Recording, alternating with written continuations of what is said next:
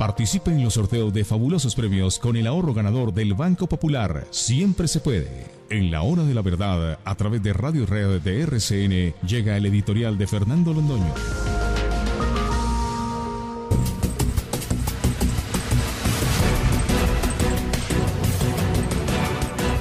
La famosa ley de financiamiento que se presentó en el día de ayer al Congreso de la República deja a las claras unos hechos que hemos venido afirmando desde hace rato y en el que el gobierno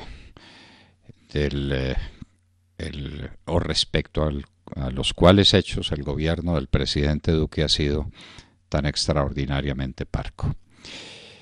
Lo primero es que Juan Manuel Santos dejó un país en ruina, porque si bien se ven las cosas, la crisis no era de 14 billones de pesos como ahora se dice, que se tapan en nuestro juicio y en gran parte de tan mala manera como lo vamos a expresar, sino que era de 25 billones. La diferencia es que se encontraron un mundo de billones de pesos, simplemente posponiendo el pago de unas obligaciones que hay que pagar. Cuando uno logra que el acreedor le dé un placito, no es que uno se haya ganado el dinero del plazo, no, es que tiene que pagar intereses y es que le dan un respiro mientras logra hacer algún negocio o acomodarse de alguna manera para pagar más adelante lo que ahora no paga. Pero no se trata de un hallazgo, se trata simplemente de un movimiento financiero muy inteligente y muy bien hecho, como todo lo que hace el ministro Alberto Carrasquilla. Pero eso significa que el año entrante vamos a estar más comprometidos porque ese dinero lo vamos a tener que pagar el año entrante. ¿Se logrará otro plazo más para el año subsiguiente? La deuda crece y crece y va llegando a unos límites que son casi insostenibles. Le recordamos a nuestros oyentes que para este año estamos pagando de servicio de la deuda 51 o 52 billones de pesos. De manera pues que esta noticia es buena en la medida en que nos deja respirar ahora, es mala en la medida en que compromete nuestro futuro para el año entrante, que es mañana. De manera pues que quedamos enfrentados a 14 billones de pesos después de haber hecho las maromas que pudimos hacer en el campo financiero para posponer unas obligaciones que debíamos pagar el año entrante y que ya no pagaremos sino en el año siguiente. Pero queda el problema de los 14 billones de pesos. 14 billones de pesos que salen de alguna parte. ¿De dónde salen? Es la primera presentación que hacemos con toda claridad. Salen del sector productivo de la economía, que es la gente. Aquí lo que produce riqueza es la gente, no es el gobierno. El gobierno no produce sino costos y tragedias, digámoslo con toda franqueza. Y no es que nos estemos yendo a un extremo en la consideración de los grandes temas económicos, sino que es una realidad. El gobierno es una rémora, entonces hay que mantenerlo. Sobre esa rémora se ha dicho también al pasar, no se ha hablado un solo centavo de las restricciones y de los principios de austeridad con los que nos cautivó el hoy presidente Iván Duque cuando era candidato, cuando estaba en plena campaña. Es que vamos a hacer austeridad a fondo en el gasto público. ¿Dónde está? ¿Nos quieren contar dónde se ha suprimido una embajada? ¿Dónde un consulado? ¿Dónde una agencia? ¿Dónde una consejería? Seguimos soportando exactamente la misma carga afrentosa que nos dejó Juan Manuel Santos. Entonces, la plata, decíamos, tiene que salir de alguna parte. Sale del sector privado hacia el sector público. Esa es una mala operación. Al sector privado, sea que es que hay unos que pagan muy poquito y que tienen que pagar más, perfecto, échense el discurso que quieran. Lo cierto es que en esa parte del sector privado la plata estaba en mejores manos y más productiva que lo está en manos del Estado, cargando con una burocracia que no somos capaces de soportar. Pero vamos de todas maneras al tema. Supongamos que es, como dicen ahora, equitativo.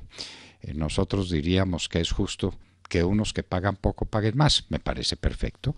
Salía hace poco la noticia de que la señora Clara López, tan lacerante, tan perspicaz en sus discursos por igualdad social, tenía ingresos de 900 y tantos millones de pesos impuestos por 15 millones. Bueno, eso no puede ser, eso es injusto, y hay unas personas que pagan muy poco, pues que paguen más. Fantástico. Pero nos enfrentamos al tema del IVA. Uno le puede dar a esto las vueltas que quiera y puede gastar mucho tiempo diciendo que va a haber un sistema más plano, que se va a ayudar a las empresas medianas, pequeñas y grandes con una disminución en la carga tributaria que hubiera podido ser mayor, pero algo se va a lograr. Todo eso es bueno, todo eso es positivo. Pero enfrentemos el tema de fondo. El tema de fondo se llama IVA. Y el tema de fondo es el IVA a la canasta familiar. Es que va a venir un alivio y que se le va a devolver una plata a las familias más pobres de Colombia. Digamos a cuáles, a las que ganan menos de un salario mínimo. Está bien que a esas personas se les dé un impuesto y se les dé un subsidio. Bueno, con todas las dificultades que tienen los subsidios en Colombia y en cualquier parte del mundo. Digamos que eso está bien desde el punto de vista de una justicia social. Ahí caben los discursos que quieran y se les van a dar unos billones de pesos en unos cheques que uno no sabe cómo lleguen ni cuándo lleguen, pero supongamos que todo eso está bien. Hablemos, porque enseguida se dice, bueno, ahora miremos lo de la clase media. No, perdóneme, el que gana un salario mínimo, o 2 salarios mínimos, o 3 salarios mínimos, o 4 salarios mínimos, no es de la clase media, es de la clase pobre. Una persona con 1, con 2 o con 3 salarios mínimos en Colombia no vive, sobrevive, entre aulagas en medio de 1000 dificultades, pagando arrendamientos caros en unos sitios casi afrentosos, en condiciones muy difíciles de transporte para llegar a su trabajo, en condiciones muy difíciles para dejar a sus hijos en ciertos días en que los tienen que dejar. Es decir, es una economía de supervivencia. Y es a esa gente a la que se le pone un impuesto de 18% en el IVA a la comida, al mercado. Y eso nos parece una injusticia y una equivocación. Una injusticia porque esa gente no tiene con qué pagar, digámoslo con toda franqueza. Es muy difícil decir a partir de cuándo haya un colombiano que diga 18% de encarecimiento del mercado, no importa, con tal de darle la plata al doctor Iván Duque y a sus compañeros genios que van a cambiar el país, lo hago con mucho gusto. ¿A partir de dónde?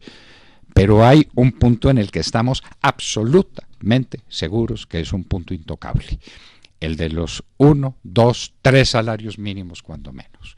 Esa gente, insistimos, vive, logra vivir, puesto que no se ha muerto, pero más que vivir, sobrevive. 18% de encarecimiento del mercado, 18% más en los huevos, en el arroz, en la carne, en las verduras que se comen. No, eso no es justo.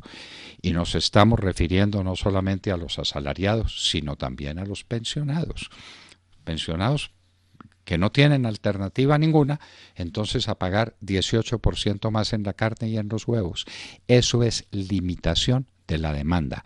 La gente va a tener que aprender a sobrevivir comiendo menos. ¿Cómo se hace ese ejercicio? Yo no lo sé. Los genios del Ministerio de Hacienda y el doctor Iván Duque sabrán cómo se hace comiendo menos para un mercado tan parco como es el mercado de las familias pobres, las que tienen que hacer el mercado de diario, como se dice en el argot de las economías del tendero. Aquí vengo por mi cucharadita de aceite y aquí vengo por mi par de huevos y aquí vengo por mi kilito de arroz para pasar el día. Ya mañana veré qué hago. A esa gente 18% de impuestos. ¿Eso es justo? ¿Eso es posible? ¿Eso es viable? ¿Eso es políticamente aceptable?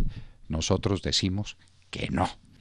Y ahora hay otra visión del tema que se ha pasado desapercibido y es el que plantean la SAG y que plantean los gremios de la producción agrícola, que dicen eso es reducción de la demanda. En algunos casos tan graves como en el caso de la carne, que no solamente va a estar asfixiada por el problema de la aftosa, es decir, por la eliminación de las exportaciones de Colombia, de las exportaciones de carne, sino por la reducción del mercado. ¿Cómo va a ser el golpe para esas 500 y tantas mil familias campesinas que viven de la carne, y las que viven de la leche, y las muchas familias que viven de los huevos, y de las muchísimas familias que viven de la producción de arroz? Los gremios ya tienen cuantificada la reducción en la demanda. Es alrededor del 10%. Ese es un golpe mortal al campo colombiano. Campo colombiano al que a veces no se le deja más alternativa, hágame el favor, que la coca y la marihuana. No, esa ley de financiamiento no puede contener esa crueldad y no puede incluir esa alta equivocación política. Quienes vayan después a pedir los votos de la gente que va a tener fresca en la memoria, porque es una memoria que se renueva todos los días cuando van a hacer mercado por la mañana en la tienda, que tienen un costo adicional de 18% por culpa de ese que le está pidiendo su voto. Mal presagio, le decimos, mal pertrechado ejército venimos, diría el clásico español. Mal pertrechado ejército venimos. La ley de financiamiento dejó en claro que Santos arruinó el país. Lo que no se le ha querido decir a Colombia, porque hay compromisos con los parlamentarios que acompañaron a Santos en esta quiebra total del país, en el robo a la bonanza petrolera, en el endeudamiento gigantesco en que Santos nos metió, en el ritmo de costo burocrático que no somos capaces de soportar. Ahí hay un compromiso, y hay un compromiso que no dice su nombre y con el que necesitamos claridad los que salimos a votar por Iván Duque con tantas esperanzas y con tanto riesgo y con tantas dificultades. Pero lo impusimos como presidente y estamos muy orgullosos de haberlo hecho, porque otra alternativa hubiera sido fatal para la República. Tenemos derecho a decir que no estamos de acuerdo con lo que no estamos de acuerdo. Así algunos nos digan que estamos haciendo oposición que no es oposición. Nos parece que al gobernante hay que decirle la verdad. Es la verdad que se le dice al amigo cuando vemos que se equivoca. Y en este caso, se equivoca en serio, se equivoca en grande.